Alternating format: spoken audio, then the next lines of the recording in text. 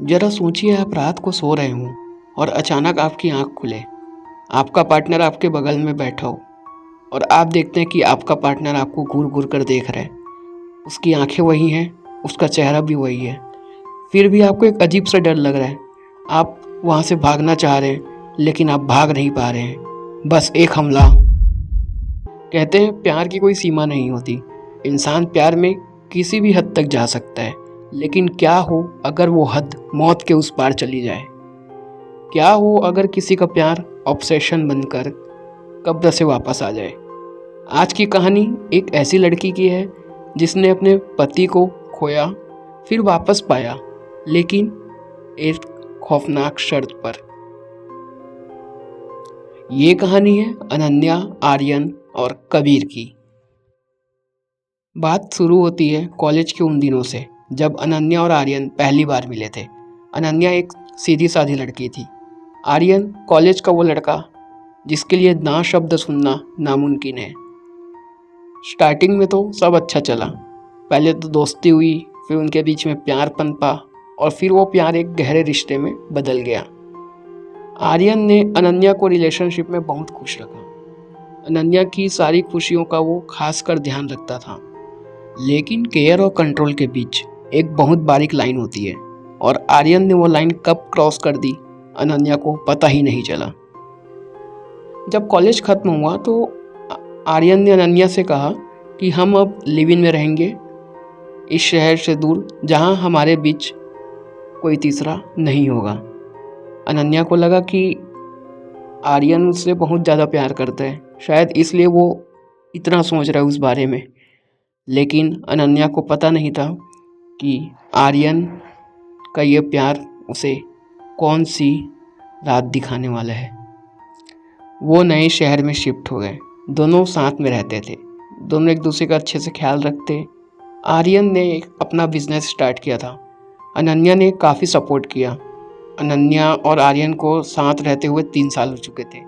इस बीच अनन्या ने कभी भी आर्यन का साथ नहीं छोड़ा। आर्यन भी अनन्या का पूरा ख्याल रखता था और अपने बिजनेस पर ध्यान दिया करता था। 3 साल के दौरान आर्यन ने अपना बिजनेस स्टार्ट कर लिया। बिजनेस काफ़ी अच्छा चलने लगा था, ठीक ठाक कमाई हो जा रही थी। आर्यन अनन्या को अपना लकी चार्म मानता था, शायद यही उसका ऑब्सेशन बनता गया। आर्यन अनन्या को खोना नहीं चाहता था, वो हर दम उसे अपनी परछाई की तरह रखना चाहता था। इसलिए आर्यन ने एक रास्ता अपनाया, एक ऐसा रास्ता जिससे मरने के बाद भी अनन्या और आर्यन एक हो सके।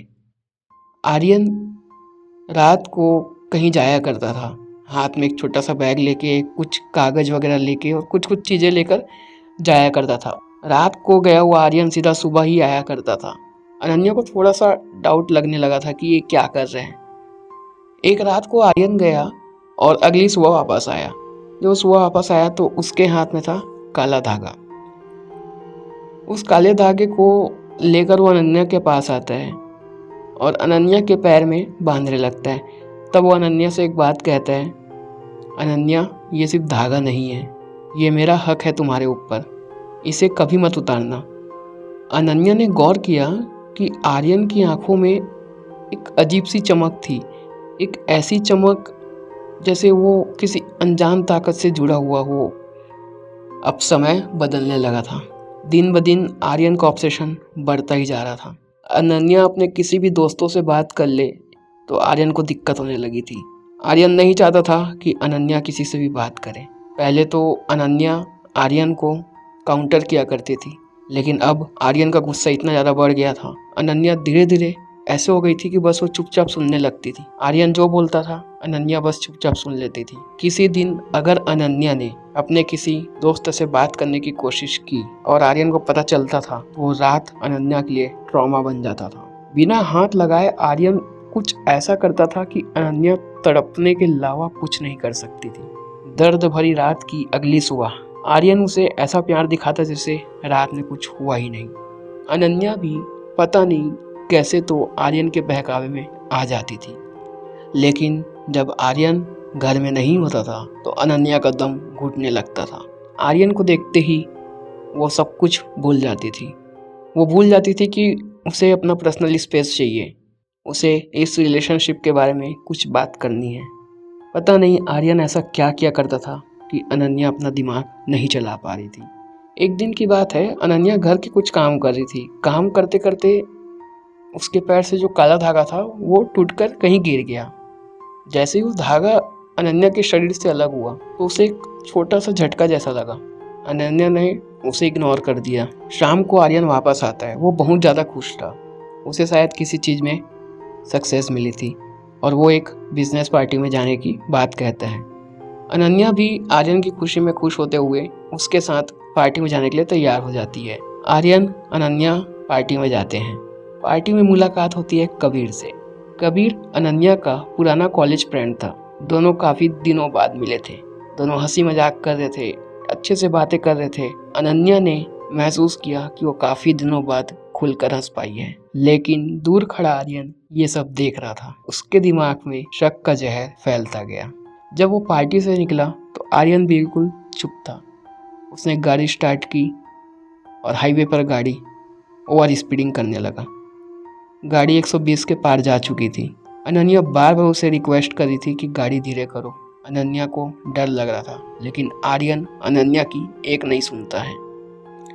घर पहुंचते ही अनन्या आर्यन पर गुस्सा करने लगी कि इस तरीके से गाड़ी कौन चलाता है। इस बात को लेकर दोनों के बीच में काफ़ी बहस हुई। आर्यन ने अनन्या के कैरेक्टर पर सवाल उठाने शुरू कर दिए। उसने अनन्या और कबीर के बारे में उल्टे सीधे शब्द इस्तेमाल किए। अनन्या को इस बात से गुस्सा आ गया और उसने आर्यन के गाल पर थप्पड़ जमा दिया। अनन्या के थप्पड़ से आर्यन कई को ट्रिगर हो चुका था। आर्यन के मन में एक बात आई कि अनन्या मेरे से बहस कैसे कर रही है। आर्यन अनन्या के पैर पकड़कर माफ़ी मांगने लगता है, लेकिन माफ़ी मांगना आर्यन का बस नाटक था। आर्यन को अनन्या के पैरों में वो धागा देखना था, लेकिन अनन्या के पैरों में तो धागा कब का निकल चुका था। आर्यन ने जैसे तैसे उस दिन सुलह कर ली। सुलह के 2-3 घंटे बाद ही आर्यन हड़बड़ी में कहीं जाने लगा। अनन्या के पूछने पर उसने बोला कि मैं जल्दी आ रहा हूँ, एक दोस्त ने मुझे बुलाया है, और वो अपनी गाड़ी लेकर घर से निकल गया। वो रात आर्यन की आखिरी रात बन गई। अनन्या रात से परेशान चल रही थी। आर्यन का फ़ोन नहीं लग रहा था। उसके दोस्तों के पास भी आर्यन नहीं गया था। वो परेशान थी कि आखिर आर्यन गया कहाँ। सुबह 5 बजे अनन्या का फ़ोन बजता है। जल्दी से फ़ोन उठाती है और सामने से एक पुलिस वाले की आवाज़ आती है। पुलिस वाला बताता है कि आर्यन का हाईवे पर एक्सीडेंट हो चुका है। अनन्या अपने दोस्तों के साथ एक्सीडेंट स्पॉट पर पहुंचती है। वहां आर्यन की बॉडी को एम्बुलेंस में रखा जा रहा था। अनन्या आखिरी बार आर्यन को देखती है। आर्यन की आंखें खुली हुई थी। अनन्या को ऐसा लगता है आर्यन अभी भी उसे ही देख रहा हो।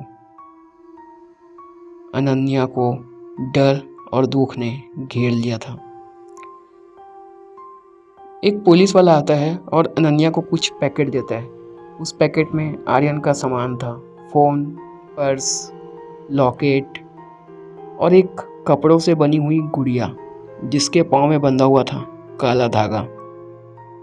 अनन्या उस हादसे से बाहर नहीं आ पा रही थी। अनन्या अब उस सदमे से बाहर आने की कोशिश कर रही थी। कारण था कबीर। कबीर ने उसका बहुत साथ दिया। वो हर पल अनन्या के साथ रहता था। पूरे 1 साल अनन्या सदमे में थी और कबीर ने उस 1 साल में अनन्या को कभी अकेले नहीं छोड़ा।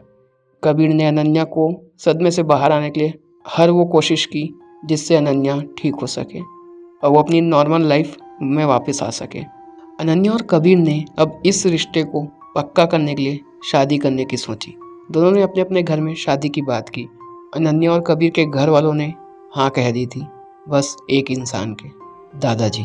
दादाजी परिवार में सबसे ज़्यादा सम्माननीय और इज्जतदार इंसान थे और कबीर का परिवार उन्हें दादाजी क्यों कहता था, इस बात का पता आपको कहानी में आगे पता चलेगा।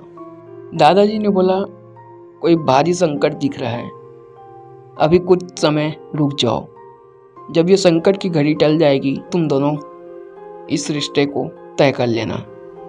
लेकिन आजकल के बच्चे इन सब बातों पर यकीन कहाँ करते हैं और इन बातों को बेबुनियाद बताकर कबीर और अनन्या ने शादी कर ली। शादी के बाद सब कुछ सही चल रहा था। कुछ महीने काफ़ी अच्छे चले। अनन्या अनन्या काफ़ी खुश थी और आर्यन के उस पिंजरे से आज़ाद हो गई थी। लेकिन कुछ ऐसा था जिसका अंदाज़ा अनन्या और कबीर ने नहीं लगाया था। शादी के कुछ महीने बाद कबीर ऑफिस से घर आ रहा होता है। बीच रास्ते में उसकी बाइक स्लिप हो जाती है और एक छोटा सा एक्सीडेंट हो जाता है। लेकिन जब कबीर उस दिन हॉस्पिटल से घर आया तो उसका व्यवहार बदला हुआ था। वो शांत रहने लगा था। अनन्या को देखकर बस एक स्माइल कर दी। अनन्या को लगा शायद पेन होगा, इस वजह से कुछ नहीं कहा। अगली रात को अनन्या और कबीर बेडरूम में सो रहे थे। आधी नींद में अनन्या पानी लेने के लिए उठती है। जब वो वापस आई तो उसने देखा कबीर अंधेरे में बैठा है और दीवार की तरफ घूर रहा है। अनन्या ने कबीर के कंधे पर हाथ रखा। कबीर मुड़ कर देखा, उसकी आंखें लाल थी। उसने अनन्या का हाथ पकड़ा, लेकिन कबीर का वो टच अनन्या को अजीब सा लगा। वो पकड़ बहुत टाइट थी। कबीर का हाथ पकड़ना अनन्या को दर्द दे रहा था। कबीर के मुंह से जो आवाज़ निकली वो भारी थी। उसने बस एक लाइन बोली, बड़ी जल्दी भूल गई। अनन्या कांप उठी। उसके दिमाग में अचानक से आर्यन के साथ वो 3 साल का फ्लैशबैक चलने लगा।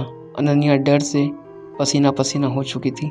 अचानक से कबीर बोलता है, क्या हुआ अनन्या, तुम ऐसे क्यों कांप रही हो, इतना पसीना क्यों आ रहा है तुम्हें, तुम डरी हुई क्यों हो? अनन्या को समझ नहीं आया कि कबीर को क्या हुआ है अचानक से। अनन्या ने कबीर को बताया कि वो कैसे अभी रिएक्ट किया। तब कबीर बोलता है कि तुमने कोई बुरा सपना देखा है, तुम्हारा भ्रम होगा, मैं तो अभी अचानक से उठा, जब मेरी नींद खुली तो अनन्या की खुशहाल जिंदगी में एक अजीब सी खामोशी आने वाली थी। कबीर दिन में नॉर्मल बिहेव करता था अनन्या के साथ, लेकिन रात में शैतान बन जाता था। अनन्या वापस से उस पास्ट में जाते जा रही थी जहाँ से कबीर ने उसे बाहर निकाला था। वो अनन्या के साथ ज़बरदस्ती करने लगा था। जब अनन्या रोती और कहती कि कबीर प्लीज़ मुझे छोड़ दो, तो वो ज़ोर ज़ोर से हंसता था, एक शैतानी हंसी। अनन्या को तकलीफ़ में देखकर कबीर को मज़ा आने लगा था। हैरान करने वाली बात यह थी कि कबीर के शरीर पर भी निशान आया करते थे, एक ऐसा निशान जिसके बारे में न अनन्या को पता है न कबीर को। कबीर गुस्सैल बन चुका था। हर छोटी छोटी बात पर अनन्या के ऊपर हाथ उठाने की बात करता था। यहाँ तक कि अपने ही मम्मी पापा से बदतमीजी से बात किया करता था। अपने पड़ोसियों से कभी सीधे मुंह बात नहीं करता था। धीरे धीरे उसने ऑफिस जाना बंद कर दिया था। कबीर दिन भर सोया करता था और रात में शैतान बन जाता था। अनन्या का दिमाग बस ये कह रहा था कि मुसीबत से बचाने वाला कबीर मुझे आज ऐसी तकलीफ़ क्यों दे रहा है, और मुझे इतने दर्द में देखकर वो खुश कैसे हो सकता है। कबीर और अनन्या का झगड़ा बढ़ता ही जा रहा था। कबीर के मम्मी पापा भी कबीर को नहीं संभाल पा रहे थे। वो खुद हैरान थे कि आखिर उनके लड़के को हुआ क्या है। इतना सीधा और शरीफ लड़का आज अपनी ही पत्नी के साथ ऐसा व्यवहार कैसे कर रहे हैं। कबीर को दिन में कुछ भी याद नहीं रहा करता था। जब उसे घर वाले सारी चीज़ें बताते थे तो उसे लगता था कि वो सब उसके साथ कोई प्रैंक कर रहे हैं। आंखों के नीचे बड़े काले धब्बे, पतला दुबला शरीर, लेकिन ताकत तो मानो किसी शैतान की। एक रात कबीर के मम्मी पापा को कबीर के कमरे से झगड़ा करने की आवाज़ आती है। आवाज़ काफ़ी तेज सी। रूम अंदर से बंद था। कबीर के पापा दरवाज़ा पीट रहे थे, लेकिन कबीर दरवाज़ा नहीं खोल रहा था। अनन्या की रोने चिल्लाने की आवाज़ बाहर तक आ रही थी। कबीर के पापा ने पड़ोसियों से मदद ली। आधी रात को पड़ोसी उनके घर आए। 2-3 लोगों ने मिलकर कबीर के रूम का दरवाज़ा तोड़ा। दरवाज़ा टूटते ही सबने देखा अनन्या ज़मीन पर है। कबीर उसके ऊपर बैठकर उसका गला दबा रहा है। अनन्या की आंखें बंद हो चुकी हैं। सबने कबीर को हटाने की कोशिश की, लेकिन 6-7 लोग मिलकर भी कबीर को कंट्रोल नहीं कर पा रहे थे। कबीर की आंखें एकदम लाल थी। कबीर ने पूरे घर में आतंक मचा रखा था। सबने मिलकर जैसे तैसे करके कबीर को चेयर से बांध दिया। अनन्या को कुछ टाइम बाद होश आया। उसने सभी को बताया कि पता नहीं क्या हुआ, हम दोनों आराम से सो रहे थे।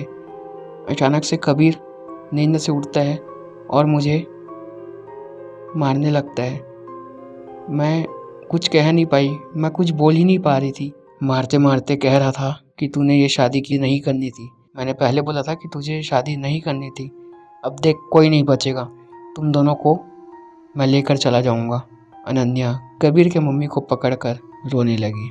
सबने अनन्या को संभाला। पड़ोसियों में से कोई एक इंसान कबीर के पापा के पास आया।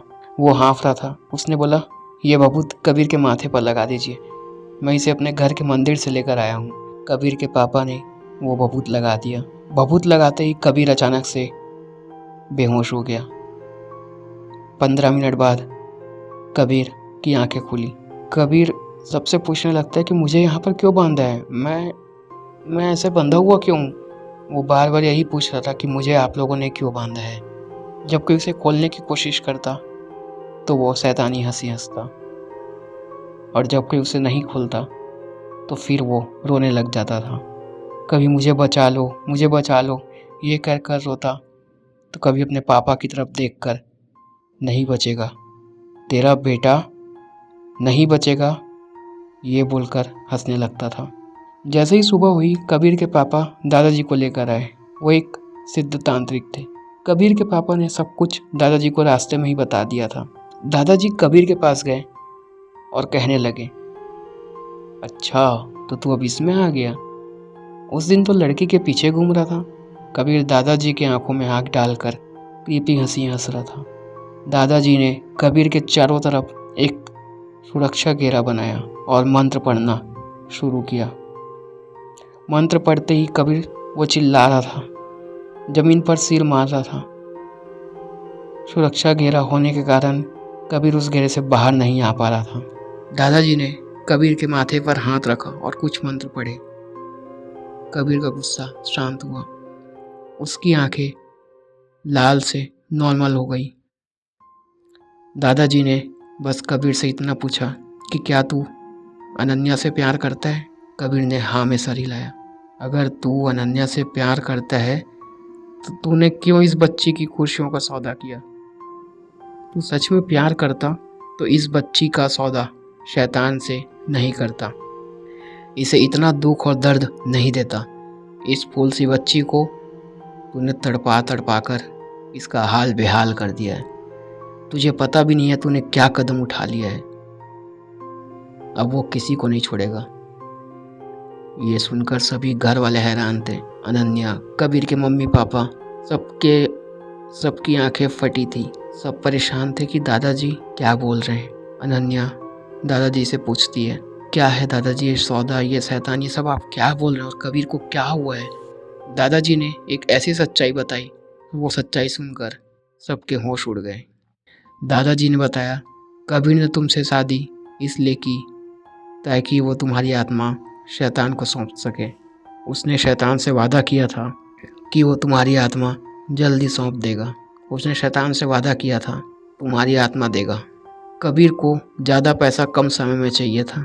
इसका लालच बढ़ता गया। इसने एक तांत्रिक के साथ मिलकर तुम्हारी आत्मा का सौदा किया है। जो ये तुम्हारे साथ 1 साल तक पीछे रहता था, तुम्हें एक पल भी अकेला नहीं छोड़ता था, ये सब उस सौदे की वजह से। तुम अब तक बच पाई हो सिर्फ हिम्मत और साहस की वजह से। जब मैं आज आया तो मुझे लगा शायद तुम्हारा पहला प्यार होगा, जिसका एक्सीडेंट कबीर ने करवाया था। अनन्या आर्यन को याद कर कर रोने लगी। दादाजी ने उसे संभाला।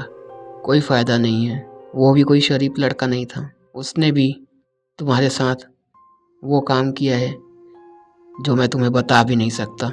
कबीर ने तो तुम्हें बहुत पहले ही शैतान के हवाले कर दिया होता, लेकिन तुम्हारी हिम्मत और साहस, जिसकी वजह से तुम आज तक कबीर से लड़ते आई हो, उसने तुम्हें बचा कर रखा है।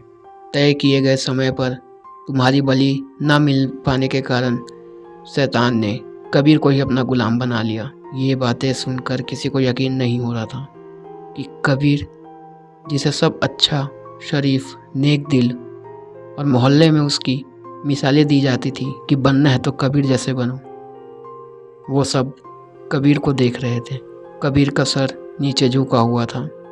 दादाजी ने कबीर के माता पिता से बोला कि मैं अपनी पूरी कोशिश करूँगा कि ये कबीर बच जाए, लेकिन ये सामान्य रहेगा या नहीं इसका वादा मैं नहीं कर सकता। घर में 21 दिनों तक के अनुष्ठान चला। इस बीच कबीर पागलों की तरह व्यवहार करता, कभी छोटे बच्चों की तरह हंसता तो कभी एक शैतान की आवाज़ में रोता। कबीर का ये पागलपन अनुष्ठान होने तक के चला। जैसे ही अनुष्ठान खत्म हुआ, दादाजी कबीर को अपने साथ ले गए। उस दिन के बाद से कभी भी कबीर का पता नहीं चला। जरा सोचिए अनन्या के बारे में, उसकी ज़िंदगी में सब कुछ होकर भी कुछ नहीं है। तो दोस्तों, ये कहानी आपको कैसी लगी कमेंट बॉक्स में ज़रूर बताइए। वीडियो अगर अच्छी लगी हो तो वीडियो को लाइक कीजिए और इसी प्रकार की कहानियों के लिए चैनल को सब्सक्राइब करना ना भूलें और इस वीडियो को अपने दोस्तों के साथ शेयर कीजिए।